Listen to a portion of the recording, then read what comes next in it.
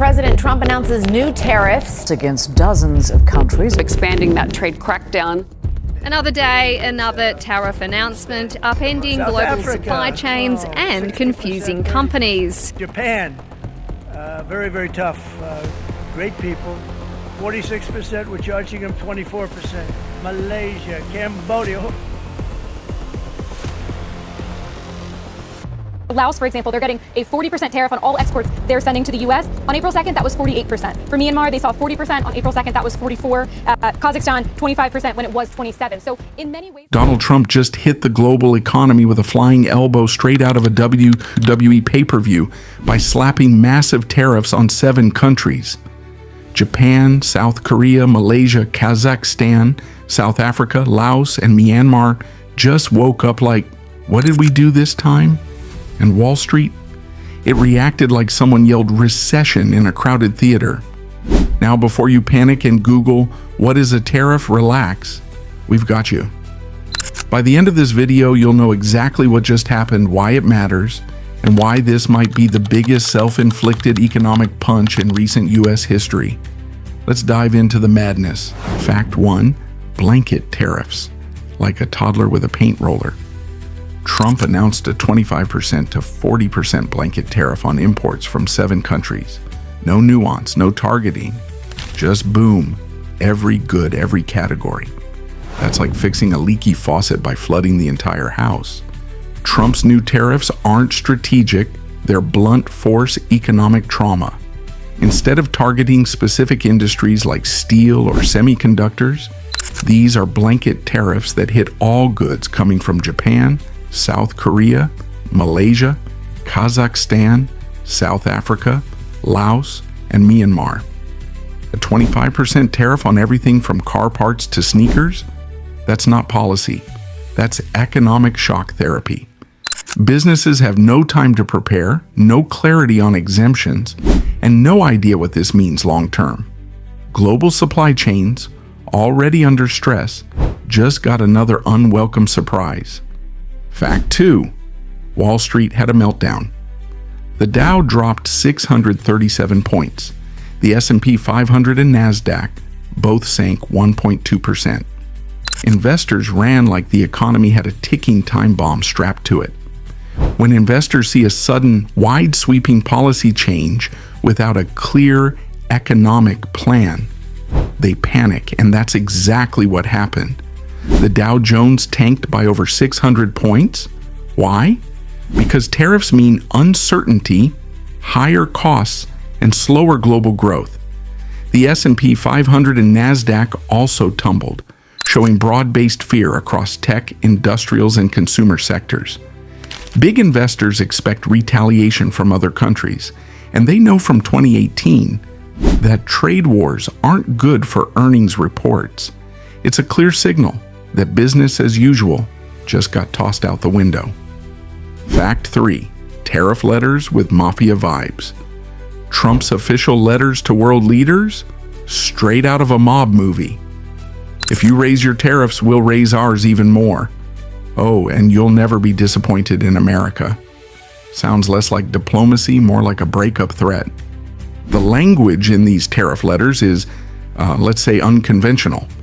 Telling leaders, if you raise tariffs, we'll raise ours more, sounds less like diplomacy and more like a mobster running a protection racket.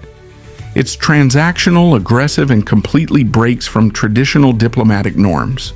Worse, it undermines trust with allies. It's one thing to negotiate tough trade deals. It's another to issue thinly veiled threats through social media screenshots.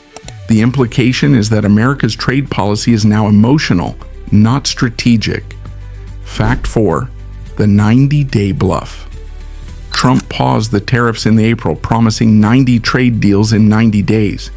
Guess how many happened? 3 vague agreements. That's not the art of the deal, that's the art of winging it. Trump's pause was framed as a diplomatic chess move. 90 days to lock in deals with countries who wanted to avoid tariffs. But the scoreboard says otherwise.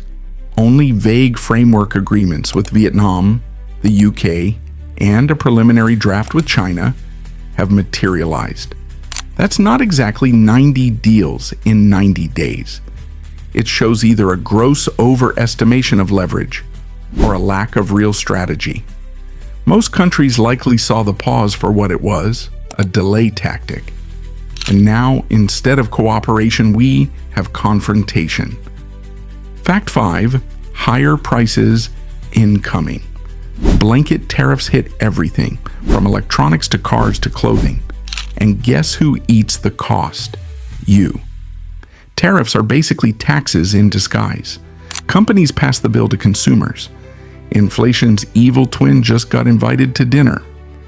Here's the dirty secret of tariffs. American consumers pay them. When an importer brings in electronics or clothing and gets slapped with a 25% duty, they pass that cost on to you.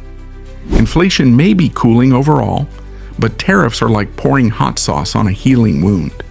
These blanket duties mean grocery bills go up, phones get pricier, and car repairs get more expensive. It hits low and middle-income Americans the hardest, the very people politicians claim to protect. And don't forget, retailers and manufacturers are already dealing with high borrowing costs from interest rate hikes. Fact 6. Transshipping gets targeted. Trump's cracking down on transshipping, the sneaky move where goods are rerouted through other countries to dodge tariffs. But tracking that is expensive, complicated, and full of loopholes. Customs enforcement agencies just age 10 years overnight. Transshipping is when a country like Malaysia acts as a stopover to disguise the origin of goods from, say, China. Trump's plan to crack down sounds strong, but enforcement is messy. Customs officers now have to dig deeper into logistics chains, verify documents, and essentially play detective. That means slower imports, bureaucratic headaches, and more legal disputes. Big companies may adapt, but small businesses? They'll drown in paperwork or just stop importing altogether. And let's be real, some bad actors will always find new loopholes. Fact 7. Trade deficits aren't the villain. Trump's reason for all this? Trade deficits. But economists say that's a misunderstanding. A trade deficit doesn't mean we're losing. It means Americans buy more because our economy is stronger and our currency is trusted. Trump keeps citing the U.S. trade deficit, $68.5 billion with Japan, $66 billion with South Korea, as justification. But that misunderstands how global trade works. A trade deficit doesn't mean we're being robbed. It often reflects a strong currency, high consumer demand, and global investment flows. The U.S. exports services like finance, tech, and intellectual property that don't always show up in good statistics. Killing off imports to fix the deficit is like going on a crash diet to cure a cold. It misses the point entirely. Fact 8. U.S. demands but gives nothing. In Trump's letters, he says he might adjust tariffs if countries eliminate all their own tariffs and barriers. That's like saying, you go first and give me everything I want, and then maybe I'll consider being nice. Not exactly a win-win. Trump's letters basically say, you drop all your tariffs and barriers, and maybe we'll think about dropping ours. That's not negotiation, that's hostage diplomacy. It ignores the basic principle of mutual benefit that drives trade talks. It's also hypocritical.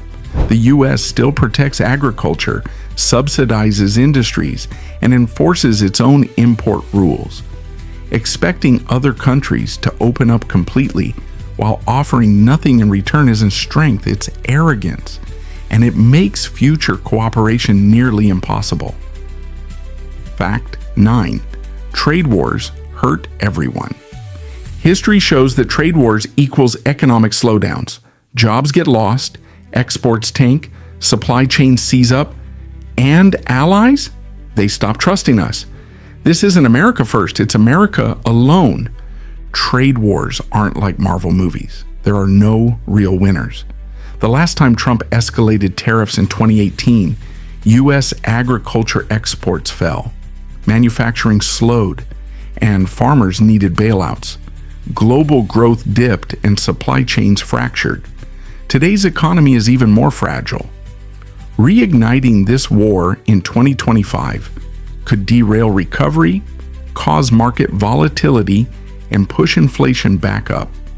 Plus, alienating allies like Japan and South Korea doesn't just hurt trade, it damages security partnerships at a time when global unity is needed more than ever. Fact 10. We need smart, not loud. Tariff should be strategic, not spray and pray.